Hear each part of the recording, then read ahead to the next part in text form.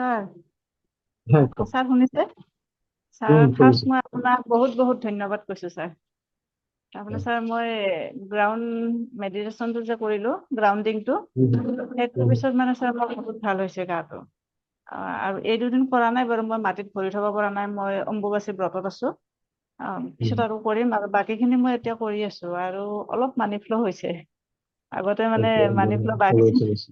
হয় ছাৰ, এইটো মানে জিৰ' আছিলে বাকী চাইডত, চেলাৰীটো পাওঁ বাৰু নিজৰ, কিন্তু এইবাৰ অলপ হুম, বাহিৰা বাহিৰা মানে ছাৰ মই নিজৰ পৰিশ্ৰম কৰা পইচা, আৰু আগতে পোৱা নাছিলো এতিয়া পাইছো। সেইটো কাৰণে মই আপোনাক বহুত বহুত ধন্যবাদ কৈছো।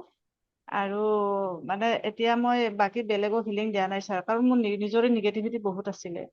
সেইটো কাৰণে মই বেলেগক দিয়া নাছিলো। এইখিনি মোৰ হুম, যেতিয়া মোৰ নিজৰ ভাল হ'ব, আৰু এতিয়া মোৰ আগৰ নিচিনা বেয়া লাগি নাথাকে।